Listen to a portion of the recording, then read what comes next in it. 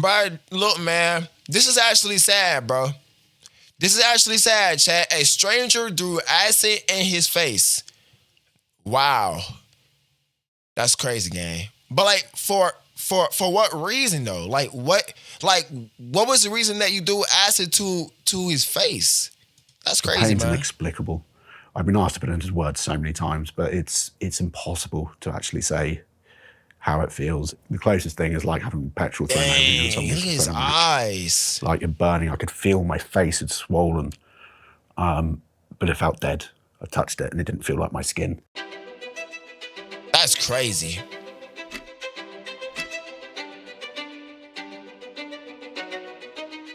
Wow. So prior to the acid attack, I was... Hey, man, look, bro. Shout out to bro that actually survived that happened, bro.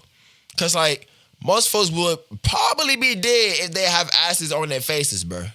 It's pretty fair to say I was a very motivated businessman. I was pushed into working at a young age, really, by my father.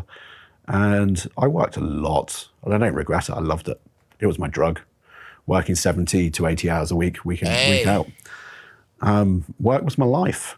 It was my main focus. I was married to Pierre, who my ex-wife. I enjoyed my life. Work was my life. Okay. It was a huge part of my life. I enjoyed my life. Hold up, before I keep watching the video, let me actually take away Discord and all that. So, I did a lot, but work really was my main focus. I was married to Pierre, who my ex-wife. We had our first son, Theo, who was about 18 months old at the time of the attack. I always wanted sons, so having Theo as my first son was great. And really, I don't think I'd be here today if it wasn't for having children at that time. Can you tell me a little bit about the day of the attack? What do you remember in the morning? So on the day of the attack, I was working from home. The run up to Christmas in Cornwall, we get a lot of things delivered in Cornwall, more so than most because of the lack of other shops we have around. Freaking dirty, bro. So people coming to and from the house. I'm gonna have to clean this whole room with some done with this video though. Working from home that day, waiting for my mum to come. My mum lives in Cyprus. I was waiting for her to come. I was going to drive her to Bristol up to Bristol Airport, take her back to Cyprus. Late afternoon, my office looks out onto the road. We live on a red brick 80s cul-de-sac, so you have a feeling of what's there. You generally know what cars should be there, what cars shouldn't. You know what's going on the road, really. Looked out the window around 3:45, and I saw this red van come down the road, and I clocked the red van because it was exactly the same make, model, and colour as one of the vans that we have, one of our staff that use. No cap, but his tats is fire. Awesome tattoos, bro. Uses for work. And so, well, what's that doing here? And then realised it wasn't our van. I carried on about my business. Shortly after that, I had a knock at the front door. And I went and opened the front door, as I would to anybody, and still do in the same way. And as I opened the front door, I instantly received a pint of sulfuric acid to the face. Man! Whilst my attacker said, "This is for you, mate," and ran. Thankfully, I've worked around corrosive substances a lot in the hospitality industry, swimming pools in particular. I knew it was acid straight away, which was probably the first saving grace. My T-shirt just disintegrated. It just rolled into nothing. It just rolled away, it disappeared. No, I can't lie, bro. Like, you have to be such a ballhole to do this, bro. Karma is definitely coming for you, bro. Whoever put acid to his face, karma is coming instantly, bro. The first telling sign. That's crazy, dog. My ex-wife, Pierre, she had been up all night with our youngest. He'd had a fever, so he was upstairs in bed with her. Even his son was sick, which kept them out of harm's way, thankfully. And I yelled up to her, "Call 909. Someone's just thrown acid in my face." And as I knew it was acids, logically, I knew I had to get water. I didn't know it was the right thing to do at the time. But I ran through the house, got to the kitchen, took off what clothes I could, and started dousing myself with as much water as I could in the kitchen sink. By the time the ambulance came, I was still conscious. I was in an extreme amount of pain. The pain's inexplicable. I've been asked to put it into words so many times, but it's impossible to actually say how it feels. It's like the closest thing is like having petrol thrown over you and somebody's just thrown a match. like you're burning. I could feel my face had swollen, but it felt dead. I touched it and it didn't feel like my skin. That's crazy, dog. I remember getting in the ambulance and I could taste it. And I was like, I need to spit. And I was being far too polite for the paramedics, I think. But just spit anywhere you can. Because I could taste it. It was all in my mouth. It was horrible. Oh, God. And I stayed conscious enough and the police arrived shortly after the ambulance. And then I blacked out on my driveway. I don't remember anything after that. I have a vague memory of going through the hospital doors. Just a flash image. And That's crazy, man. That's actually I wake crazy. up 6 days later. Like the fact that someone would actually, which is throw acid to your face, is just a lame move. Like what really give you the mindset just to do that bull crap, bro? Like as a grown man, like you do acid at somebody's face, you are just a down low weirdo. Like something is mentally wrong with you, bro. And where does bro get acid from? Like what? From the goddamn scientist shop or the lab or something like that? Like what? In an ICU. During that time, the first nights, they couldn't get me stable. They sat down with my ex-wife and my mum and said, look, we don't think he's going to make it. You've got to prepare for the worst. The gases from the acid actually set off all the fire alarms in A&E, actual risk, and had to evacuate the building. That first night, and I only found this out a good 6 months after the attack. That first night, a very dedicated ophthalmologist took a chair and put it over whatever I was lying on the bed, the slab, and pretty much sat on top of me all night, squirting saline solution in my eyes. And if it wasn't for the actions of that man, I would be completely blind. Yeah. He's the unsung hero, really, in the story. I don't think he got any credit whatsoever. But yeah, I wake up 6 days later in an ICU. I woke up, oddly, in a good mood. I don't know if it's stupidity, naivety, or just that was God, bro. Being brave. That was God. Look, if you wake up in a good mood, bro, that was God. That was God. I'm going to keep saying this so many times, bro. Your boys better get right with God, bro. God is real. I was obviously intubated in an ICU. That was God, man. In a very bad way. But I was awake. I was alive. Wait, medical procedure where a tube is inserted into airway to help a patient breathe. Okay. And I signaled for a pen and paper. The very first thing I wrote down was, how was Dad? I knew he would be struggling, really struggling. So the first thing I wrote down was, how was Dad? And then they asked if they could get me anything. And I wrote down a pint of cider, which was my way of showing everybody in the room that I was back and I was me. And they needed to see that. I didn't get the pint of cider. It's a weird scenario, being in an ICU. Never have I needed to even think about being in one, let alone know much about them. Right. You hear about them on casualty and so on, but that's you don't really crazy, quite have bro. an understanding of how bizarre they are until you're BBC TV drama set in the emergency lying department. there Okay. in one with a nurse by your side 24/7. Crazy, And I couldn't work out why whenever anyone came to see me, they were full scrubbed, head to toe, wearing scrubs, mask, gloves, the full shebang. And it was only months afterwards that I realised I was on death watch, so to speak. They thought I was going to die at any time. The real risk from severe burns isn't so much the injury, it's infection. So if there was an infection, then I would have been a goner. Yeah. But as I said, I woke up in a good mood.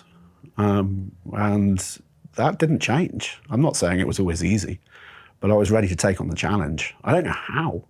Still to this day, I don't know how I woke up like that.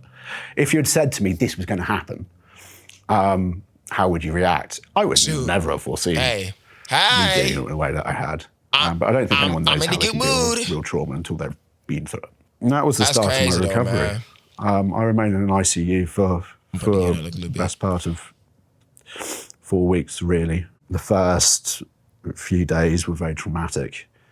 It was traumatic and degrading. You know, you're there, room full of people, naked, having to wash you. Botox, so I wanted to shave off my hair. I didn't want to shave off my hair. I remember having you have to realize that most folks that got, like, if they been through that same spot of, like, he went through, bro, People would not survive that, bro. I'm telling you, bro. Even though I've never encountered acid in my whole entire life, bro, but I know that stuff don't play. Like, if you ever encounter acid, especially on your face, bro, I'm pretty sure that you will be dead.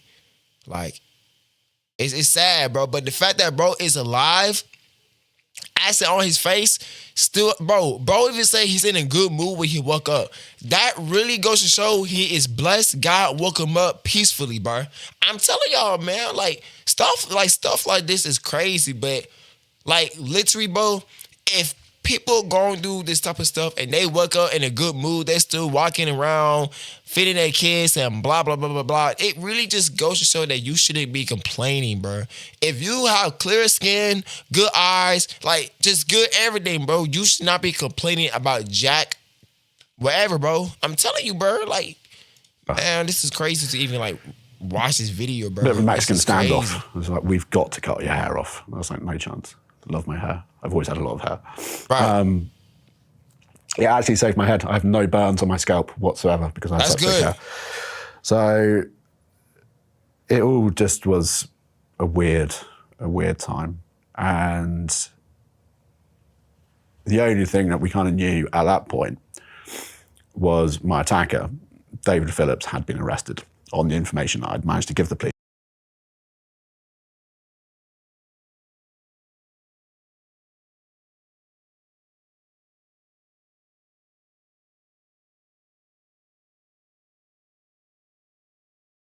Wait, what?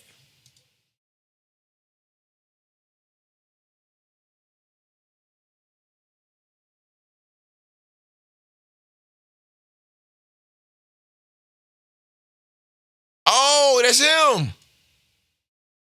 What the? Wait. Ain't that the same dude?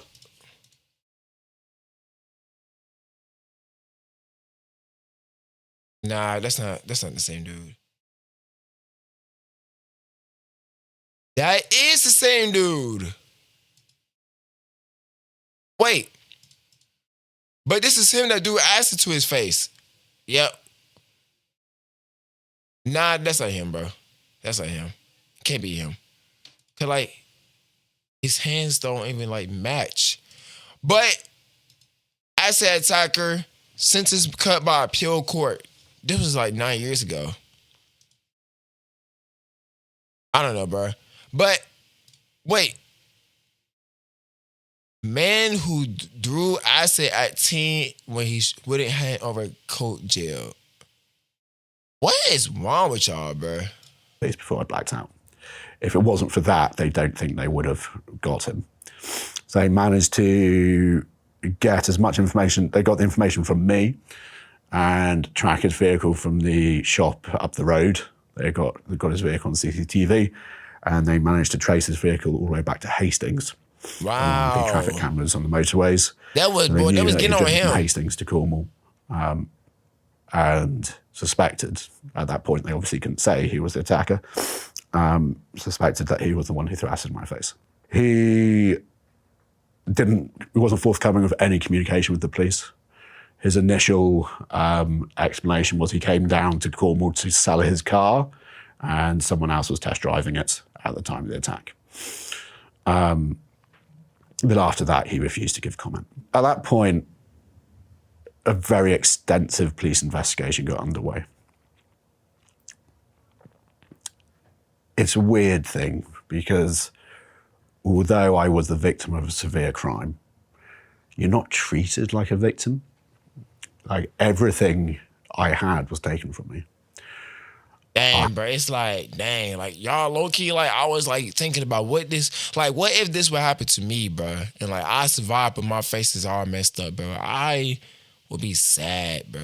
Like, man, I am so grateful that I'm alive and blessed and well, bro. Like, House. it's crazy to really Well, think we about weren't this, allowed y'all, back because in- like, I wasn't in the state to go in. Of course, I was in hospital, but we like weren't allowed this in the could house. really happen to anybody, bro. Like this really could happen to any single body, y'all. Cars It's just sad, gone. bro. Phones gone. Anything you own physically and digitally gone. The police took it all. We had nothing. The police investigation was lengthy. they were very adamant from day one that it wasn't mistaken identity. They said it was too much of a targeted attack for it to be mistaken identity. So the police tore my life apart. Wow. Trying to find a reason why I had been attacked, which made me feel like I had done something wrong. Yes, you did. And there was times where I even questioned my own sanity, because you're constantly being investigated like you've done something wrong. And I was like, have I done something wrong and See, blacked bro, out like, my mind? dog, like the cops can't even like save you, bro. Cause cops be so dumb nowadays, bro. It's crazy to me. Lying in a hospital bed Like, for a long it's period crazy of to time, me, y'all. Like, I'm telling y'all right now. Your head, your mind wanders. You overthink.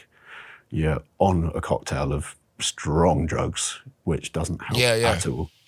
My injuries at that point, I knew full facial scarring or full facial burns. There's a difference between burns and scarring. Burns is what happens to start off with. Scar tissue takes weeks, months. Dang! Oh my gosh! Wow! Several months to evolve or grow. My face was burnt. I had burns down my back, my torso, my arms. Luckily, nothing below the waist, nothing on the scalp. Oh, that's good. Face was bad.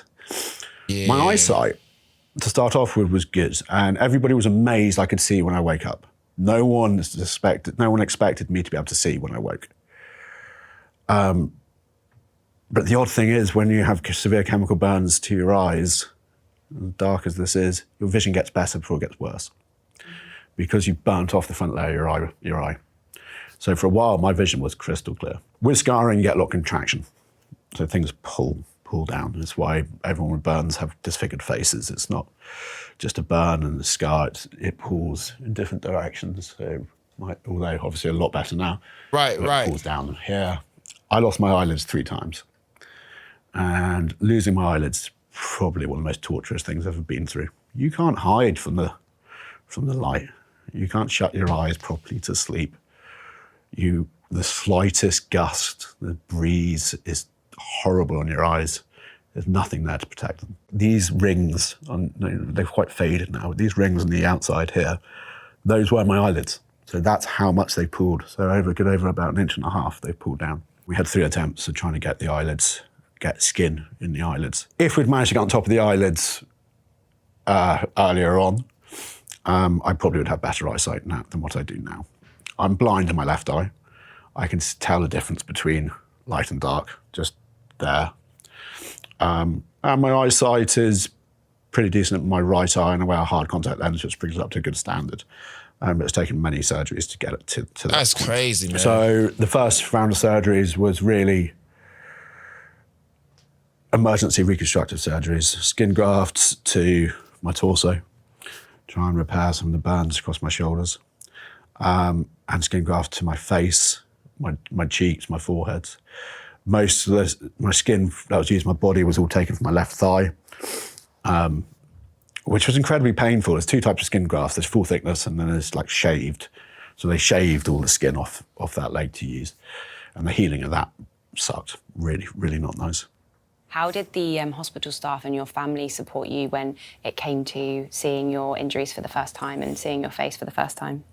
So everyone within the burns unit was conscious that I should not see myself until I was ready to see myself. And I can't say this has been the same for all burn survivors, because I know some sadly have got a glimpse of themselves well before they were ready to do so. Right. But in my experience, the staff had covered up every reflective surface, every stainless steel towel dispenser, anything with a reflection on. Before I went into a room, everything was taped up. So I couldn't see myself, not until I was ready to take that step. Right. Yeah, man, because like since everything happened, bro, then, you see your face different, bro. Then it's like, dang, I don't even see the same no more, bro. And that's when what he's saying about the burn survivors, like, they actually commit the S word on themselves, but probably so if they ended up You know what I'm saying? Like, I don't know, but like, this whole day is sad, chat, and I'm not really watching this whole time video, but y'all just let me know down inside the comments, bro. It's sad, bro. It's sad, but hey, man. But I'm glad he's alive though and safe and well. Hey, man.